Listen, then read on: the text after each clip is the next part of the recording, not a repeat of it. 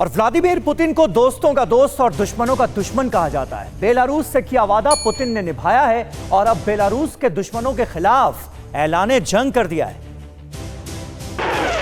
Belarus में tension, Putin का ऐलान जंग। रूस ने बनाई इतने रिजर्व पुलिस फोर्स। बेलारूस में राष्ट्रपति के खिलाफ विद्रोह चरम पर पहुंच गया है।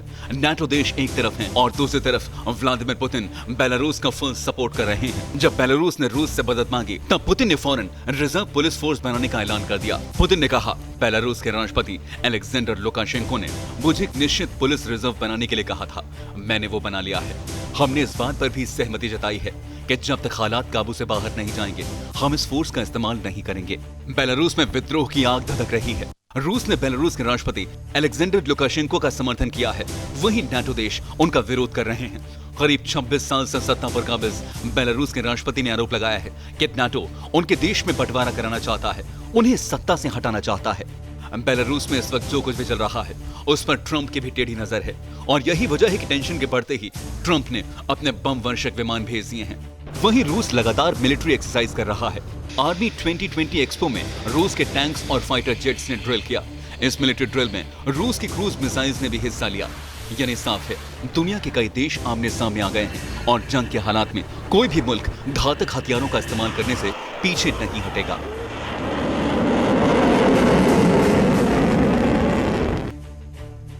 और क्या नेपाल को अक्ल आ गई है? यह हम इसलिए कह रहे हैं क्योंकि नेपाल ने अपनी नीति में बहुत बड़ा बदलाव किया है। यह बदलाव नेपाल को चीन से दूर कर सकता है।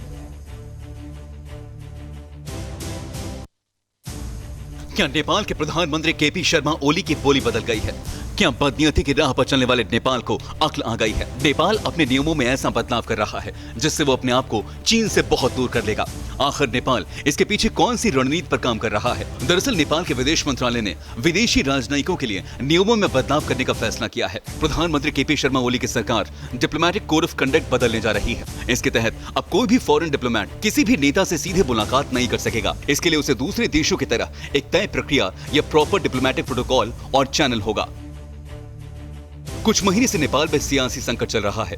इस दौरान चीन के राजदूत हो यांकी ने नेपाली सरकार के कई नेताओं के अलावा राष्ट्रपति विद्या देवी भंडारी से सीधे मुलाकात की थी। इसे लेकर नेपाली मीडिया और यहां तक कि आम लोगों ने सवाल उठाए थे। दरअसल नेपाल का विदेश मंत्रालय चाहता है कि डिप्लोमेटिक प्रोटोकॉल का सख्ती से पालन किया जाना चाहिए, लिहाजा नेपाल में भी वही नियम होने चाहिए जो दूसरे देशों में हैं। आपको बता दें, हाल ही में चीनी एम्बेसडर यांकी ने राष्ट्रपति ही नहीं बल्कि प्रधानमंत्री केपी शर्मा ओली से प्रोटोकॉल को दरकिनार करते हुए मुलाकात की थी। इससे नेपाल में नाराजगी देखने को मिली थी। यही वजह है कि नेपाल अपने नियमों में बदलाव कर रहा है, लेकिन ऐसा करके वो अपने आप को चीन से थोड़ा दूर कर लेगा। हाल ही में खबरें आई थी कि नेपाल भारत से अपने संबंध सुधारना चाहता है। नेपाल में इस बात को लेकर रणनीति बनाई जा रही है कि आखिर भारत से किस तरह बात शुरू की जाए। ऐसा लगता है कि नेपाल को अब धीरे धीरे अक्ल आने लगी है, क्योंकि कुछ वक्त पहले लद्दाख में टेंशन के दौरान उसने चीन के शय पर भारत को आंख दिखाने की कोशिश की थी। सोमवार से शुक्रवार शाम 6 बजे सिर्फ TV9 भारतवर्ष पर।